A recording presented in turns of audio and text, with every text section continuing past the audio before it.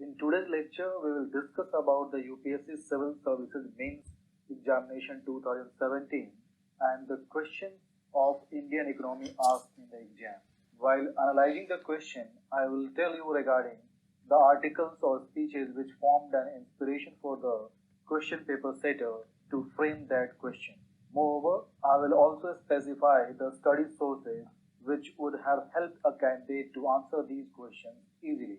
Apart from that, I will also discuss about the basic techniques to understand and answer these questions and will also provide you with model answer or hint for writing good answers. First of all, I will tell you regarding the number of questions asked in GS paper 3 from economy section this year. Total 10 questions of economy were asked in mains examination. There was a slight change in the pattern of question paper as unlike previous years when all the questions carried equal marks of 12.5 and had to be answered in 200 words. This year out of total 10 questions of economy, 5 questions carried 15 marks each and the other 5 carried 10 marks each. Those questions which carried 15 marks were to be answered in 250 words and the word limit for the 10 marks question was 150. So, all in all, this year too, a total of 125 marks questions, that is 50% marks of the total GS paper 3 were from the economy section only.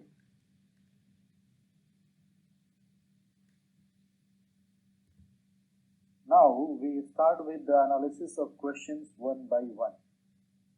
For answering a mains question, two things have to be focused by a candidate. First is understanding the question and second is the planning for the answer. For understanding the question, a candidate has to identify three things. First, what is the demand of the question? It means what basic concept, issue or event has to be focused. Second, how many parts are there in the question? And division of the question into the main issue and the other issue so that a candidate can focus on the main issue more and also covers a bit about the other issues related with it. And he has also to identify the tail word to decide the basic approach of dealing with the question.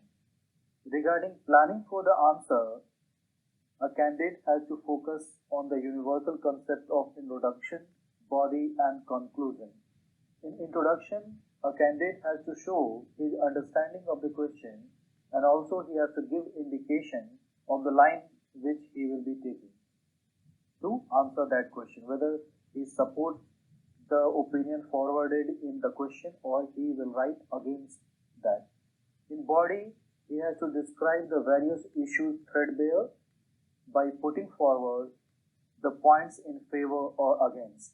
And in the end, a conclusion will give a clear opinion after all the discussion, citing some current issues or some positive suggestions. Now, if we look at this question, it says among several factors for India's potential growth, saving rate is the most effective one. Do you agree? What are the other factors available for growth potential? It has to be answered in 150 words and it carries 10 marks. So, if we start understanding the question, we have to follow that DPT process, that is demand, parts and tail. For the demand, the basic concept is saving rate as a factor of economic growth, and parts, there are two parts to the question.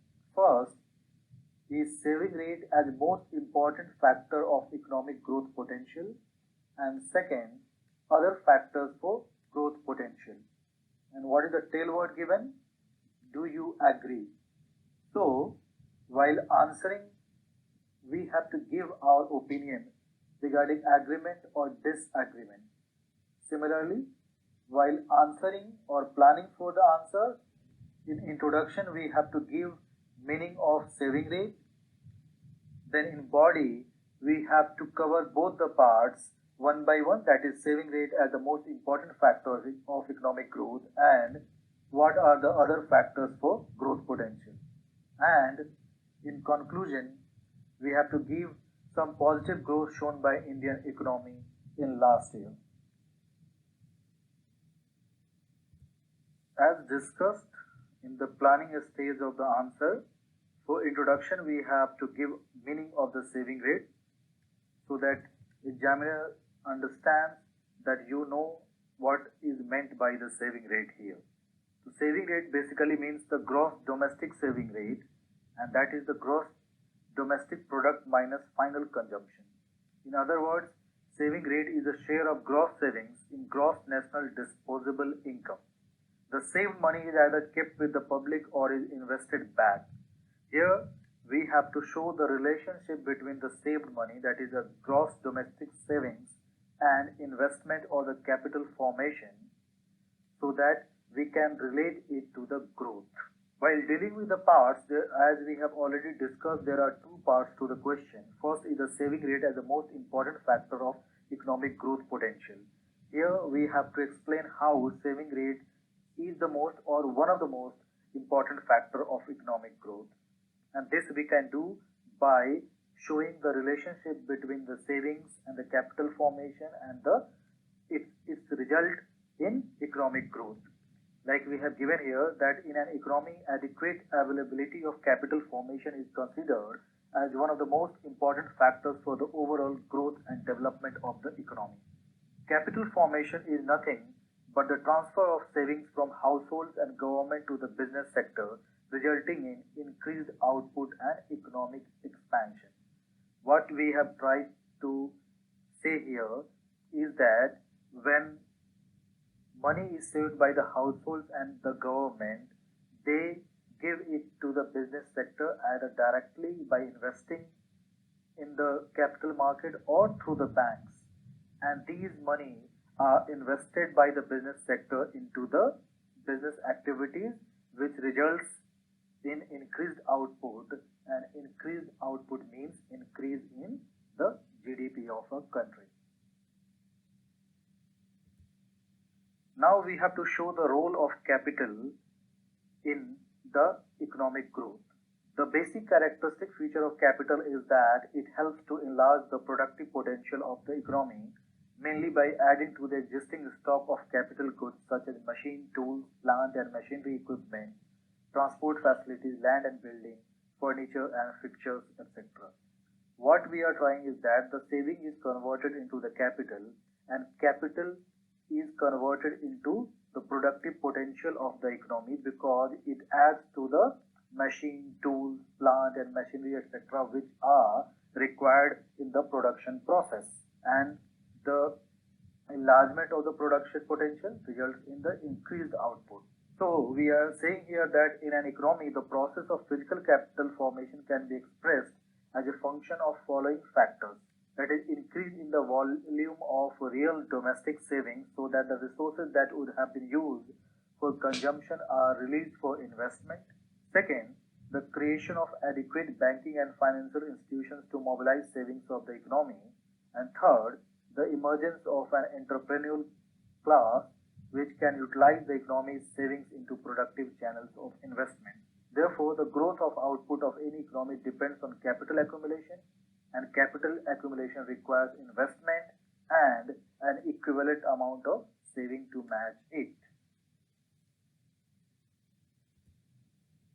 But after discussing about the theory, we must focus on the Indian context because the question here clearly asks about the India's potential growth. So we have to show the saving rate in India and have to try to put forward our opinion whether that saving rate is good enough for a faster economic growth. So as we know that the saving rate in India is around 31%, which although have fallen from 37% in 2007 and 8, but it is quite high. And the main component of the saving in India is the household sector. in last few years, the share of household sector has been declining. By making use of all these concepts, we can say that the saving rate in India is quite high. Therefore, that saving can be converted into the capital, and that capital can be used for producing the productive assets, and those productive assets can be used for the production of goods and services, which will increase the GDP of the country.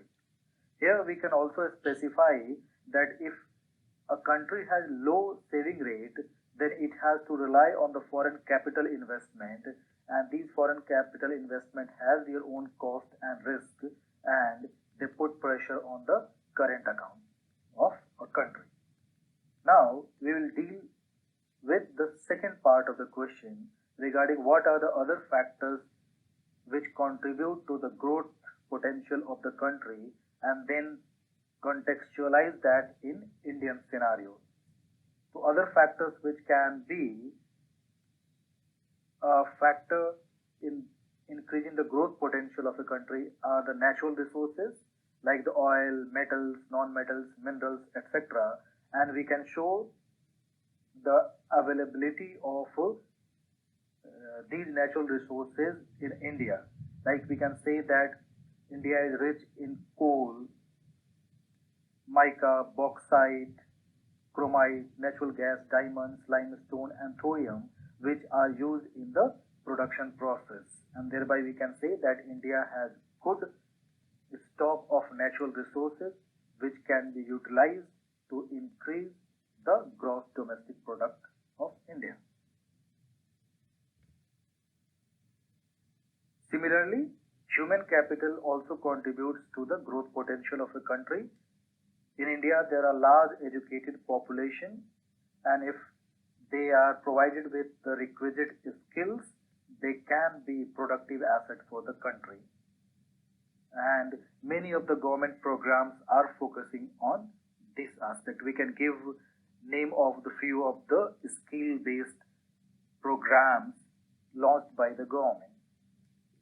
Third point is technology. As we know that it helps in increasing productivity with limited amount of resources. That is, even if a country is deficient in some resources, by making use of technology, it can produce goods at higher rate. And we can also give the status of India in technology. Like we have quoted here some ranking of India taken from some international organization. And it says that India ranks second amongst the countries with highest increase in contribution to high quality scientific research. Earlier, the scientific research was not given much heed in India, but in last 10 years, the government has tried to increase investment in scientific research, and as a result, India has acquired second position. Also, India has a total of 25 innovation centers in the country and has been ranked as the top innovation destination in Asia and second in the world for new innovation centers. So basically India is moving forward very fastly in technology development, and this also adds to the growth potential of the country. The next point relates to the social and political factors. It means the prevalent customs, traditions, values, and beliefs of the country. They also have an influence on the growth potential. Like earlier, the laws in India were considered to be anti-business, but the steps taken by the governments in the last 10 years have resulted in India increasing its rank, in ease of doing business index, and more business houses are finding it easy to come to India and invest. After dealing with the body and both the parts of the question, now we will look at the tail word which says that do you agree, and you can give your opinion that by citing that yes, you agree that India has a very good growth potential because saving rate is high. Secondly, you can also say that there are other factors which are also required for the growth potential of the countries, And these five factors are very much favorable towards India, and therefore, in summarization, you can say that India has a very good prospect for economic growth in the future, and there will be no surprises if India grows by 7 to 8% every year for next 10 years, and thereby overtake few of those economies which are at present larger than Indian economy.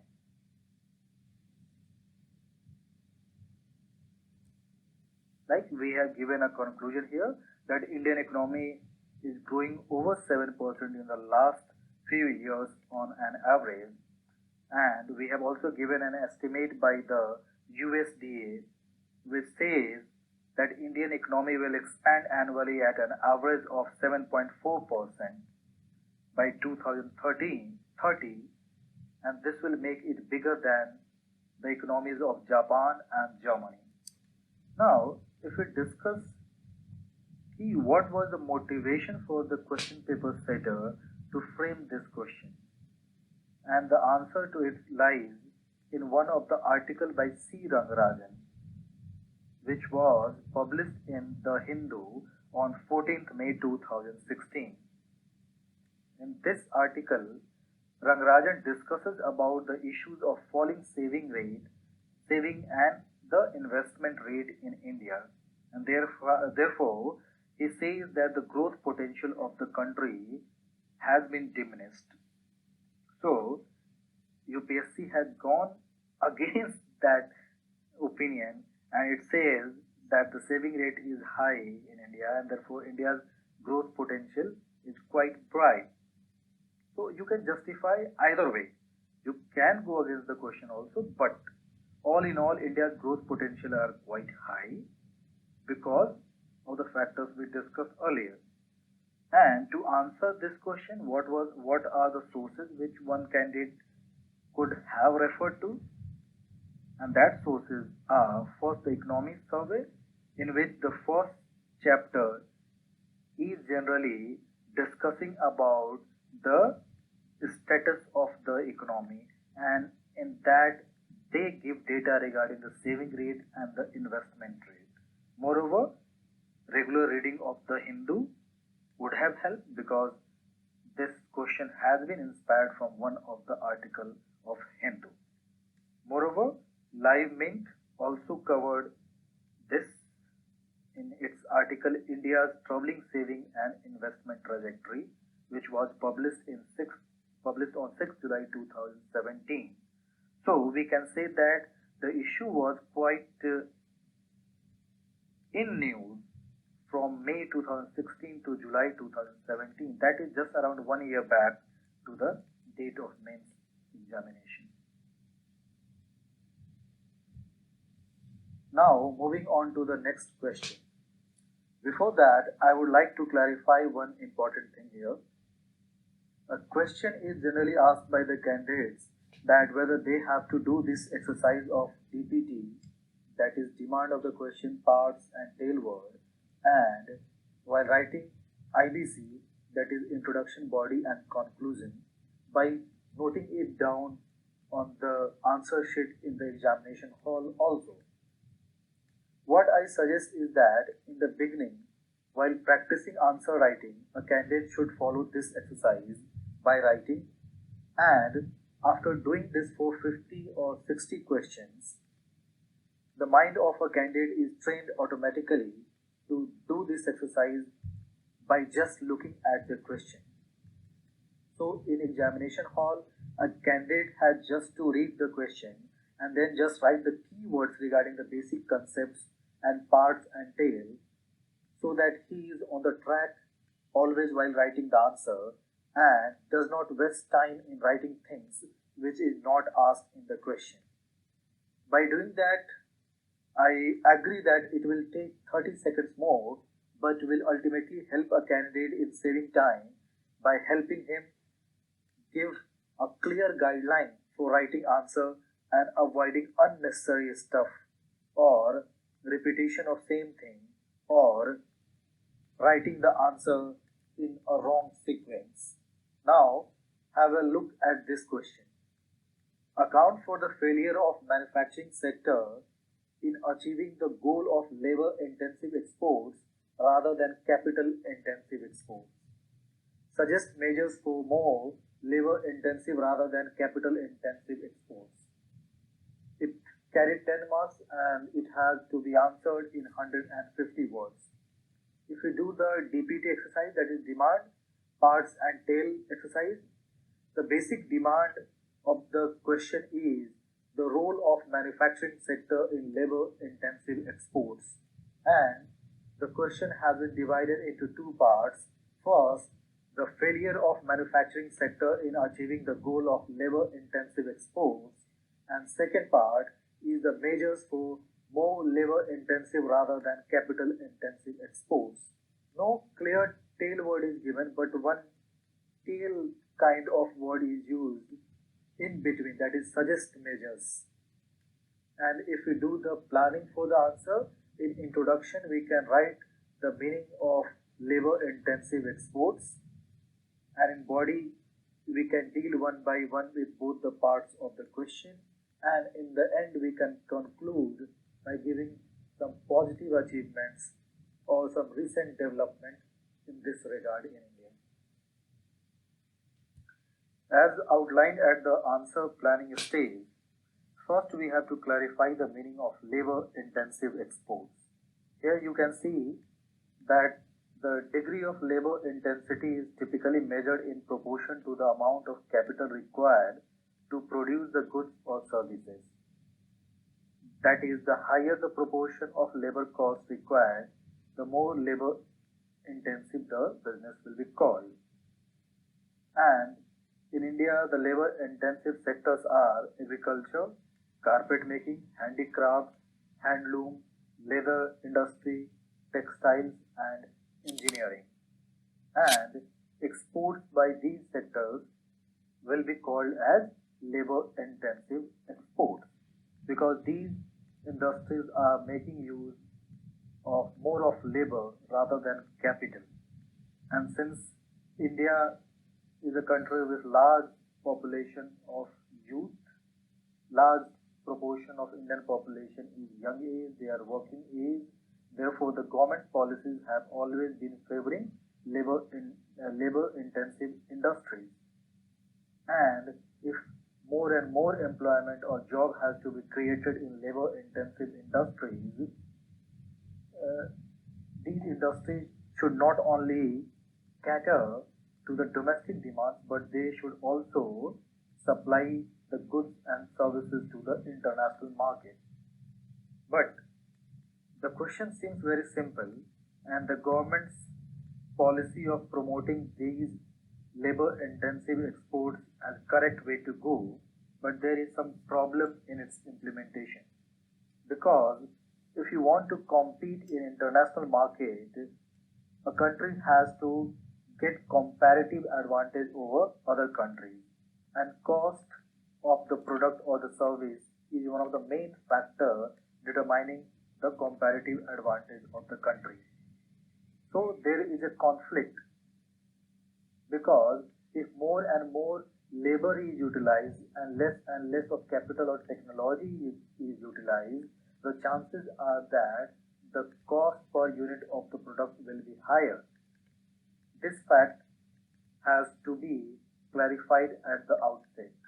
But then again, since the demand of the question is the failure of the capital intensive export, we have to give reasons for this failure.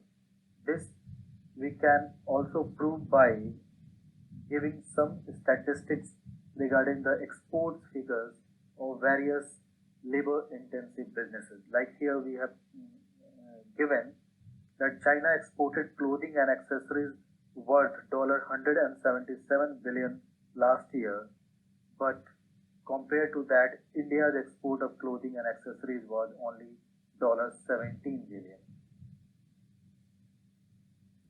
Moreover, if we have a look at the data of agri-product export, you will see that the export of agricultural products from India has declined in last few years with the exception of textile sector. And what India's top exports are, the items which are exported more by India is mineral fuels, mineral oils, vehicle other than railway or tramway rolling stock, organic chemicals, and iron and steel. And none of these are labor intensive industries. So basically, what India is exporting is quite contrary to the government policy.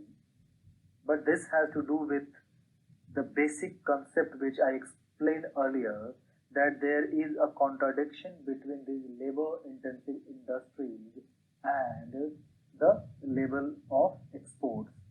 The more technologically competent, the more efficient industries which can produce the goods at lower cost per unit has the more chances of exporting it to the other countries. Moreover, some of the economists are of the opinion that India can't compete with LDCs in low cost labor intensive manufacturing for long. Its labor cost is lower than China but far higher than in countries such as Bangladesh, Ethiopia, or Myanmar. These facts we have to explain in short because this is not the main demand of the question. The main demand of the question is the failure of manufacturing sector to be labor intensive while exporting the items. But these things we can mention just to clarify the reasons for these failures. Now, coming to the second part of the question, that is the measures for more labor intensive rather than capital intensive exports. In that, we can specify the various strategies to be followed, and some of these strategies are in fact being implemented by the government at present. Like, there is requirement for more investment in infrastructure by government in both rural and urban India, like implementations of schemes like Amrut. Second is special packages are needed for labor intensive industries. Moreover, there is need for legislative reforms to enhance our ranking of ease of doing business so that more capital can come for investment which will employ the more labor. Moreover, setting up of more integrated textile parks. As we have already discussed, textile is a labor intensive industry. Therefore, if we establish integrated textile parks where every kind of facility should be there for textile industry, the chances are that they may be in a position to produce goods in a very efficient and at a effective price. Then there is need for revival of handloom industry based on its inherent strength for production of high value items. These high value items can go a long way in contributing to the export value. Next point is subsidizing inputs to specific labor intensive industries. Trade agreements with other countries which will have beneficial provisions for these labor intensive industries. Then identify specific sectors like textile and apparel and give them differential treatment in labor compliance, because labor laws are the major drawbacks for these kind of industries. They act as a major deterrent for these kind of industries. Like in textiles and apparels, you need to relax the norms of contract workers, because the textile industry is basically a seasonal industry. As and when the raw materials are received, then only the labor can be employed in the production process. Therefore, specific labor laws for these industries or some concession in the strict labor policies or laws should be provided. These are just few of the points which needs to be covered. Apart from that, many schemes are implemented by the government, and a student reading newspapers on daily basis, he will have a lot of points to answer these kind of questions.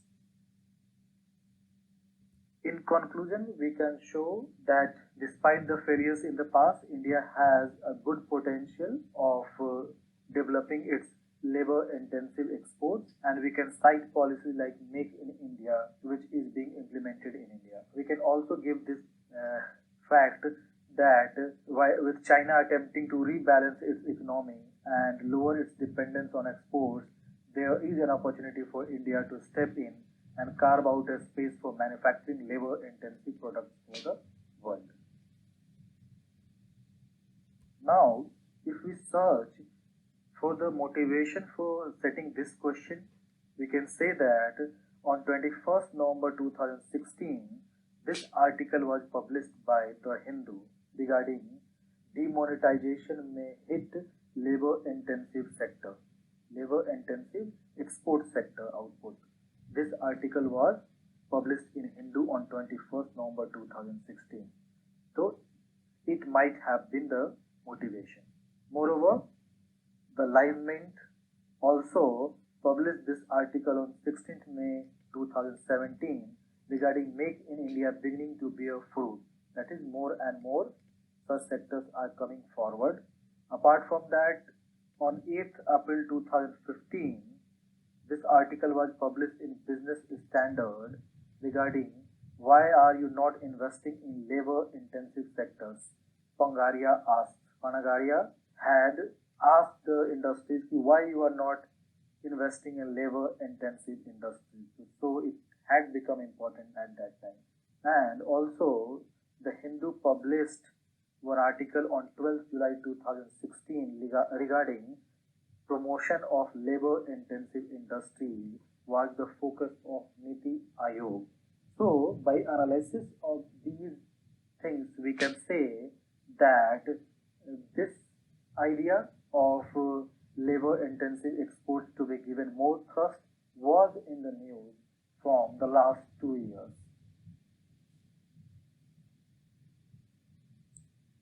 Look at this question regarding explain various types of revolutions that took place in agriculture after independence in India and how these revolutions have helped in poverty alleviation and food security in India.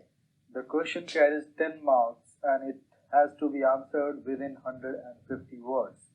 Now, if we do the DPT process analysis of this question, the demand of the question is agricultural revolutions in India post-independence.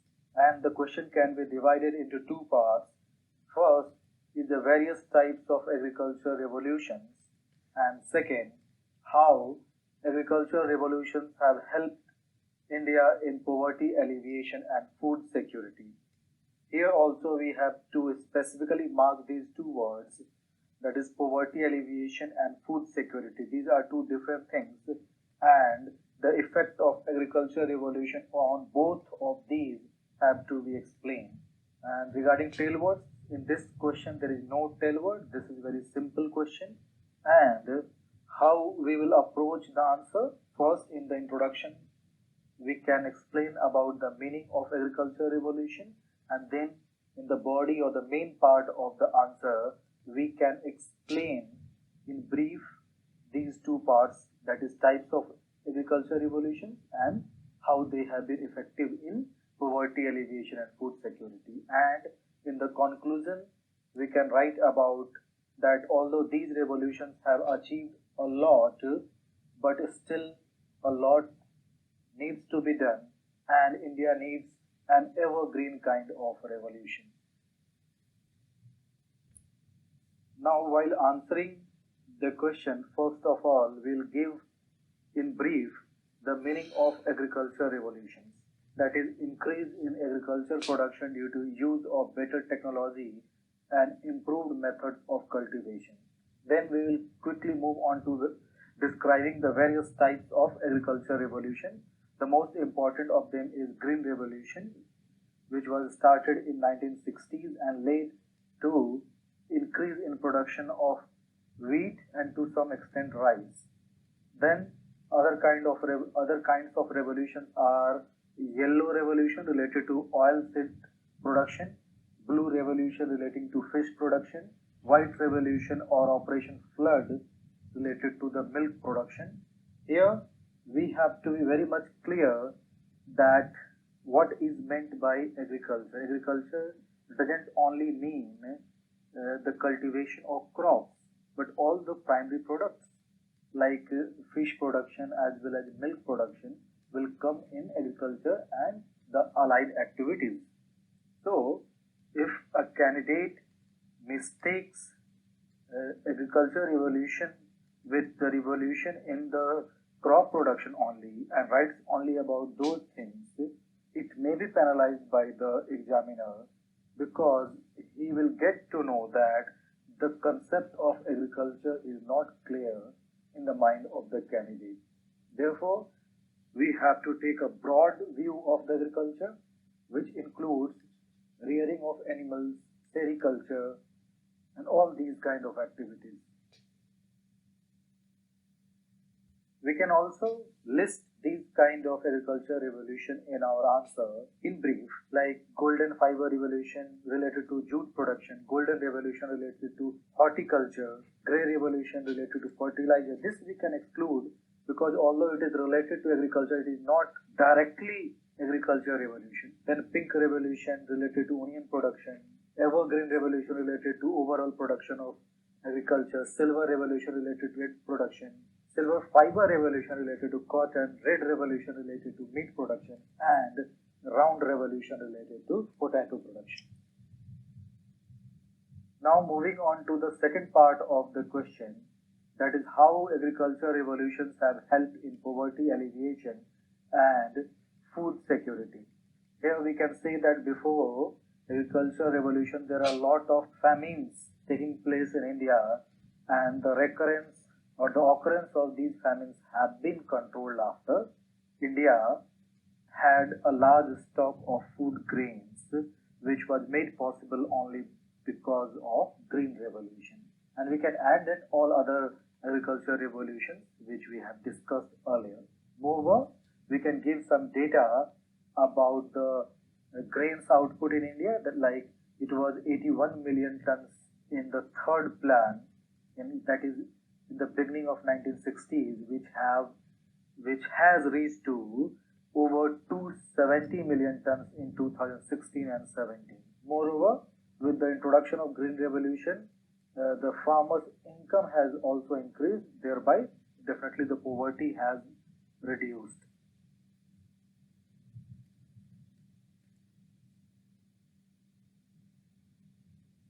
Moreover, since the demand of the question is poverty alleviation also, we can relate Green Revolution to generation of employment, because there is a direct relationship between poverty and unemployment. We can say that with the development of agriculture production, the industry which was using its input as agricultural products, it also flourished, and because of that more and more employment was generated, and therefore the poverty rate came down. Similarly, even in agriculture sector also, although Green Revolution is taken to be as mechanization of farming, but the experience shows that the states like Punjab and Haryana, which benefited most from the Green Revolution, had to employ more and more labor force in order to increase their production, and therefore we see a situation where the agricultural laborers from Bihar, UP, and Odisha tended to migrate to Punjab and Haryana. Therefore, it also helped in reduction of poverty. We can also give data regarding the poverty rate, which was hovering around 40 to 50% in 1960s, and which has reduced to around 20% despite such a high growth rate of population. We can also give data regarding the food grain availability, which has increased to 485 grams per head per day which was around 468 grams in 1971. Although this doesn't show that there has been a marked improvement, but we have to take into account that during that period the population of India has grown very fastly, and India has been able to provide adequate food to the rising population because of these agricultural revolutions.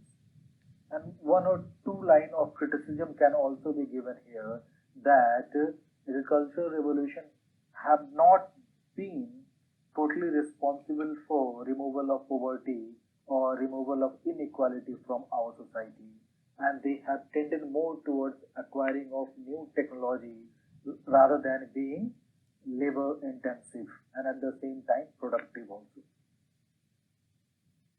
So in the conclusion, we can write that we need further revolution, which may be termed as second green revolution or evergreen revolution. And if you look at what was the motivation for framing of this question, we can say that on 19th May 2017, in a speech, Modi called for evergreen revolution, which was covered by the Hindu newspaper.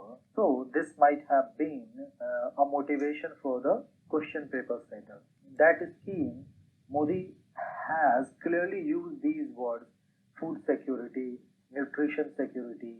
So we can relate that speech with this question. And what are the sources which a candidate should have referred to answer this question satisfactorily? And answer to that is economic survey, because these kind of the data which we have given in the answer can be easily taken from economic survey, as well as reading of Hindu newspaper was required, and any standard book which describes about various types of agriculture revolution, as well as gives data regarding the agricultural production as well as the rate of poverty.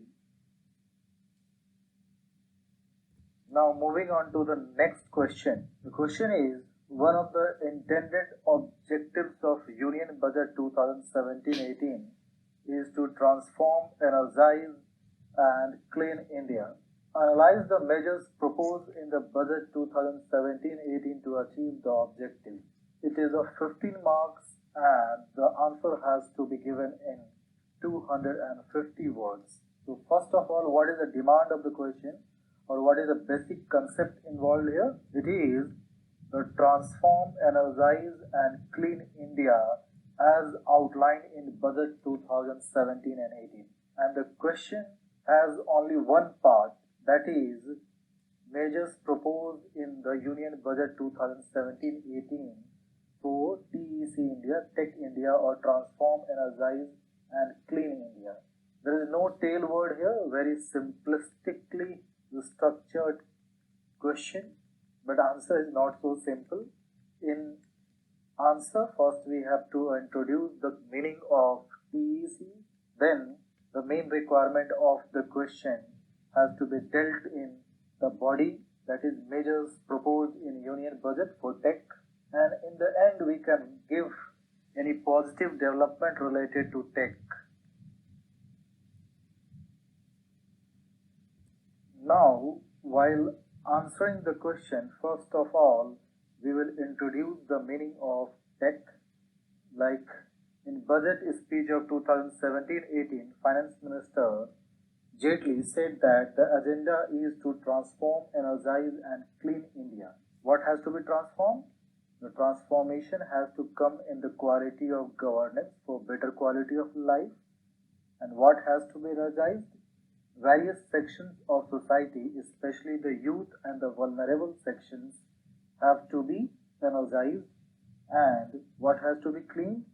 The country has to be cleaned from the evils of corruption, black money, and non-transparent political funding. So, there may be situation where a candidate might be knowing about the Tech India concept, but if he has not taken care to go into the detail of what has to be transformed, what has to be energized, and what has to be cleaned, then he would find it very difficult to answer such kind of factual question. And coming to the Main part, the body of the answer, which relates to measures proposed in Union Budget 2017-18 for Tech India. You can list out the various steps taken one by one to transform, to energize and to clean. First of all, what are the steps taken in Budget 2017-18 to transform the quality of governance for better quality of life? In that, we can list out 4-5 things like merger of railway budget with union budget, which will help in integrated planning.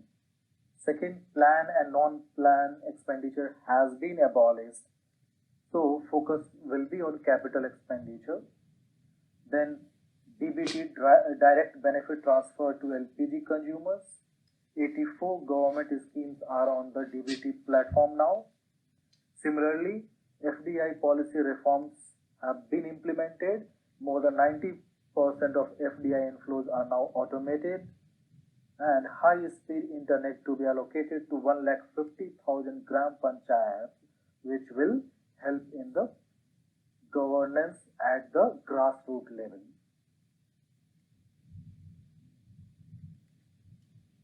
Similarly, a Desi Gaon initiative will be launched to provide telemedicine, education and skills through digital technology, and BharatNet scheme with an allocation of 10,000 crore. This project seeks to connect Indian households, especially in rural areas, and this will be the backbone of Digital India program. These all programs are going to transform the governance.